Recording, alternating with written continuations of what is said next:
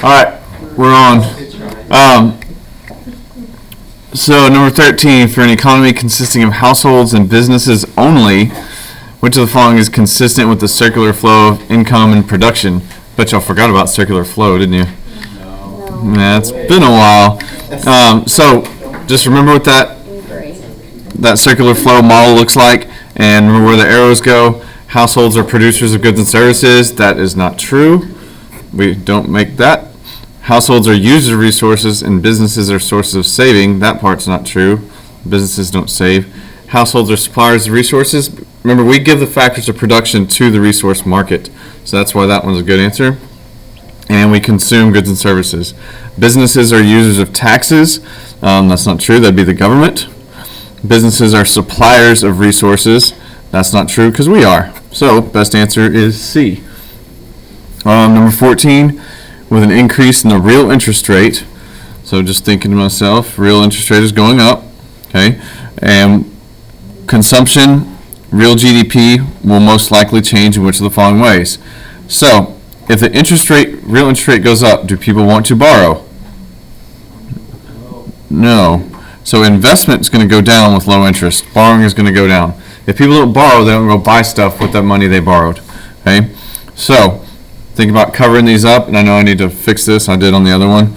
So cover this one up. What's consumption going to do? I know it's going to decrease. So get rid of this one, get rid of this one, and get rid of this one immediately. So now you just have C and D to choose through. So I know that if investment's going to decrease because of high interest rates, then what's going to happen to GDP? It's also going to decrease. Okay, so you can make that one pretty simple, pretty quick, right? By just covering up one column and going with what you know. Consumption is just purchasing. So if interest rates are high, are you going to go buy a new car? And most people need to borrow money to buy a new car. So now all of a sudden... So is it always, consumption's low and GDP's always low? Yeah, consumption, if people aren't buying stuff, then we're not going to make it. Because remember, if you add up Sig X... Yeah, isn't consumption like the biggest? Yes. So if that is a factor of GDP, then just one goes down, other side of the equal sign goes down. Way to simplify it. Okay? All right. According to the short-run Phillips curve, lower inflation rates are associated with. Remember, the short-run Phillips curve is our inverse relationship between inflation and unemployment.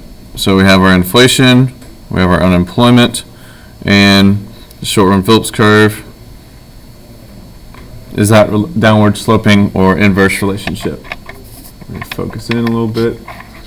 Okay. So the lower inflation rates, if you have low inflation, what does this relationship tell us? Well, inverse, we got lower inflation, so higher unemployment. And that is the exact right answer, so you don't have to worry about those. Okay? It's a simple definition for that one. All right. Which of the following will lead to a decrease in the nation's money supply? Who's in charge of the money supply? Federal Reserve. The Federal Reserve Bank. That's it. The money supply is done by the Federal Reserve Bank. They print it, they regulate it, they destroy it, they redistribute it, all those things. So what decreases our money supply? Has nothing to do with tax. That's fiscal policy. The discount rate is the rate at which banks borrow from the Federal Reserve. That does not change the money supply. An open market purchase of government securities. So they're buying bonds. If they buy bonds, what kind of bucks does it make? Big. Okay, buy bonds. Thanks, crowd. Buy bonds makes big bucks, and we're looking for a decrease in the money supply. So, an increase in reserve requirements. So we have a reserve ratio, and that's the percent of a demand deposit that banks must keep. So when you put your money in the bank can't loan it all out. That would be dangerous, because you go to the bank and go, oh, where's my money? And there wouldn't be any there.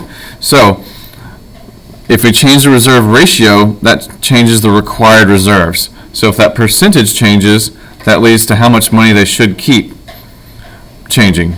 So if we increase how much money banks should keep, then they can't loan it out. And therefore, we do something called fractional reserve banking, where we create money. So most of the money you use on your debit card isn't there. It's been created electronically. And That is how the way that the Fed controls the money supply, besides printing it. So, and if it says government, that's not the Federal Reserve. So D is the correct answer. All right, 17. An increase in which of the following would cause aggregate demand curve to shift to the left. So, got to think again. Sig X is going to be, if it's shifting to the left, is that increase or decrease? Decrease. That is a decrease. So aggregate demand decreasing. I need one of these to decrease. So, income taxes. So if your income taxes go up, your spending goes down. Pretty simple. So taxes raise, that leads to consumption decreasing, okay, and that leads to aggregate demand decreasing. So that's just our train of thought again. Oh, had that on. Okay. And number 18. Which of the following changes in the supply and the demand for a good will definitely result in decrease in both equilibrium price and quantity of the good? Okay, so if that's complicated or too much stuff going on, so I always like to draw to the side. I got supply and demand will definitely result in a decrease in equilibrium price. So I want price to decrease and quantity to decrease. Okay. So what can you get rid of immediately? Well, it will definitely result in a decrease in both price and the quantity of the good. So what I'm looking for here is what makes prices go down?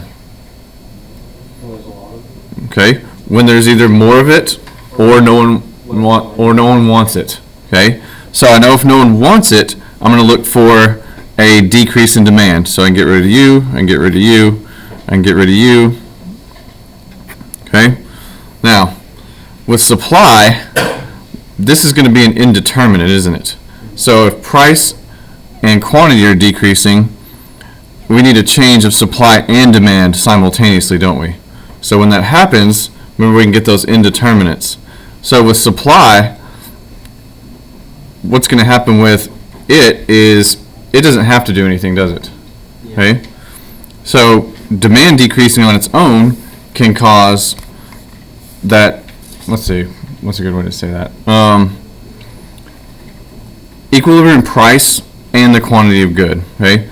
So if supply doesn't do anything, demand on its own, if no one wants it, then we won't have a price change. I'm sorry, we won't have a price change, that this is the one factor that can do it, is the change in demand, okay? If you were to draw that as a graph, how would it look? How would this look as a graph? Yeah. Hold on.